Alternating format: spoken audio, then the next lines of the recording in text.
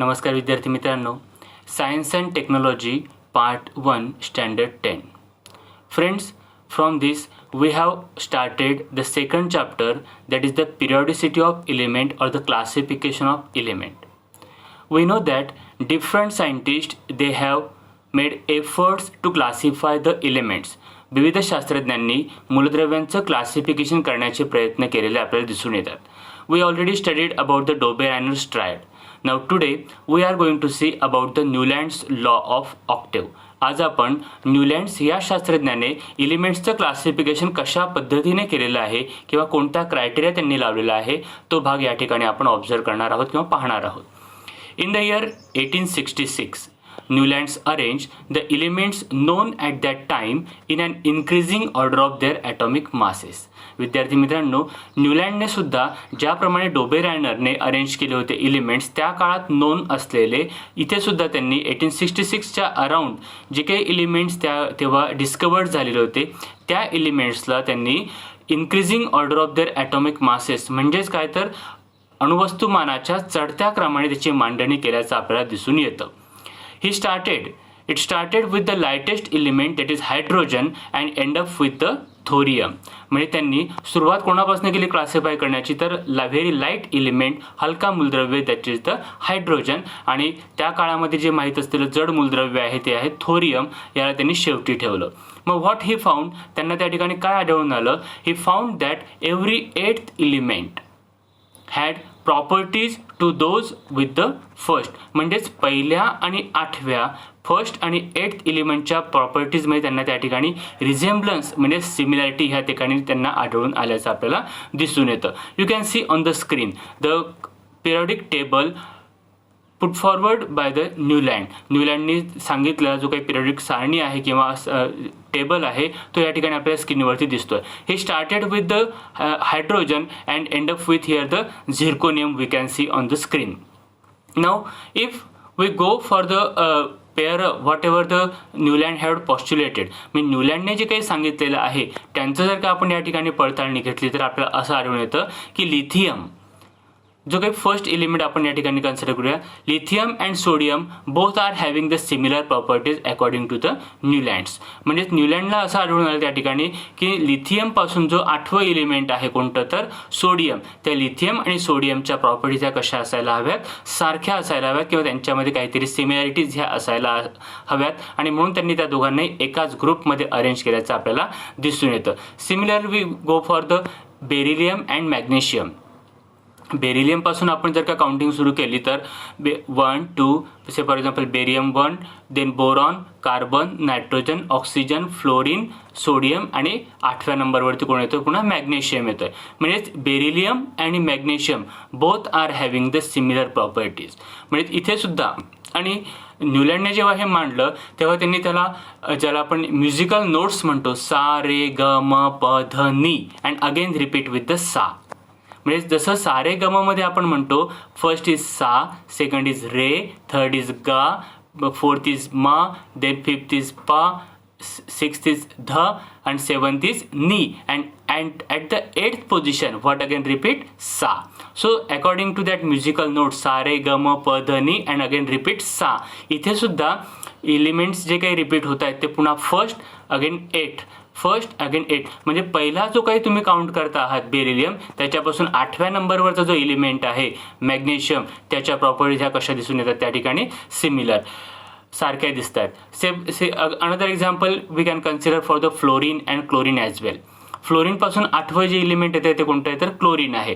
Fluorine and chlorine both are the gases, they are having the similar properties. या ठिकाणी आपण त्यांना म्हणतो ज्याला आपण हॅलोजन असं पुढे नाव देण्यात आलेलं आहे. It means whatever the classification efforts or the try done by the Newland, it is made successful for हिम.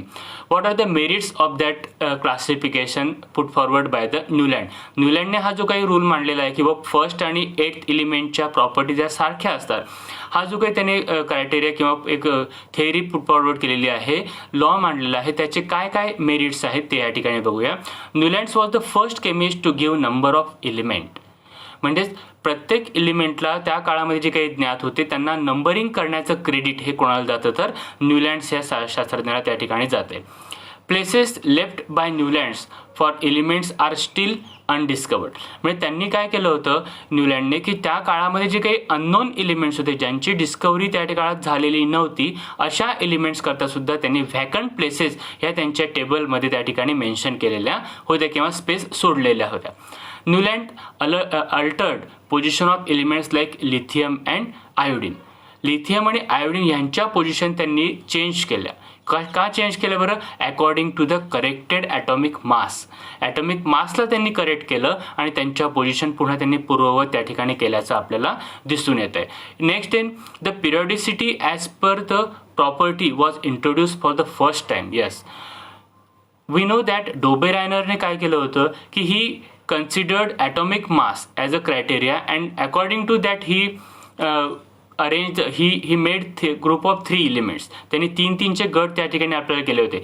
पण पिरियॉडिक प्रॉपर्टी जो काही आहे किंवा पिरियड म्हणजे विशिष्ट कालावधीनंतर त्याचं काहीतरी पुन्हा आफ्टर सर्टन पिरियड त्याचं रिपिटेशन होतं. हा जो काही प्रॉपर्टी आहे किंवा ही जी काही कन्सेप्ट आहे हा कन्सेप्ट फर्स्ट टाइम न्यूलँडने या ठिकाणी मांडल्याचं आपल्याला दिसून येतं.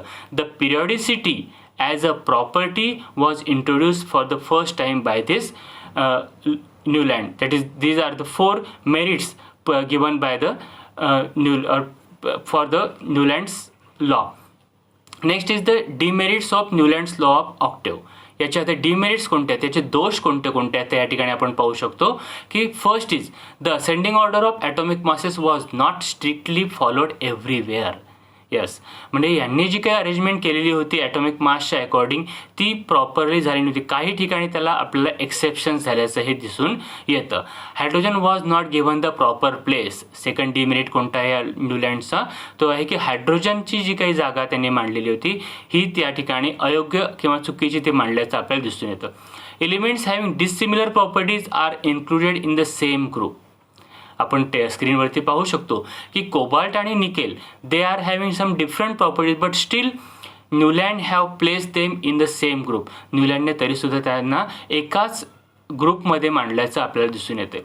2 elements each in some box to accommodate all elements in the table. म्हणजे न्यूलँडने काय केलं त्या काळामध्ये जेवढे काही एलिमेंट्स माहिती होते त्या सगळ्यांना टेबलमध्ये मांडण्याचा किंवा ठेवण्याचा प्रयत्न केला. पण असं करत असताना he place more than 1 element in the same place. एकाच ठिकाणी त्यांनी दोघांना जागा दिल्याचं आपल्याला दिसून येतं. उदाहरणार्थ कोबाल्ट आणि निकेल एकाच ठिकाणी ठेवलेले आहेत.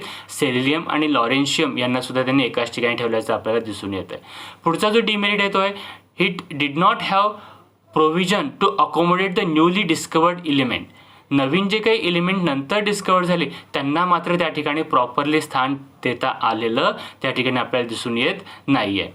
The properties of a new element discovered later on did not fit in the Newland's law of octave. म्हणजे न्यूलँडने जो काही पूर्ण सारणी त्या ठिकाणी विकसित केली होती फॉरवर्ड केली होती त्या टेबलमध्ये त्या ठिकाणी नवीन किंवा लॅटर ऑन जे काही डिस्कवरी झालेली आहे एलिमेंट्सची ही एलिमेंट्सची डिस्कवरी आपल्याला त्या ठिकाणी प्रॉपरली फिट करता आली नाही. This is one of the demerit of Newland's law of octave.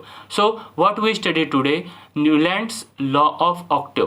What it states that if the elements are arranged in the increasing order of their atomic masses, then the property of first element resembles with the property of the 8th element that we have studied. म्हणजेच न्यूलँडच्या नुसार जर का आपण एलिमेंट्सला त्यांच्या increasing ऑर्डरने जर का arrange केलं atomic मासेसच्या increasing ऑर्डरने जर का अरेंज केलं तर फर्स्ट एलिमेंट आणि 8th एलिमेंट ह्यांच्या प्रॉपर्टीज ह्या सारख्या असतात असं न्यूलँडनेच त्या ठिकाणी मांडलेलं आहे. ठीक आहे. Getting this point, rest of the topic we will see in our next video. Till then stay at home, safe at home. Bye.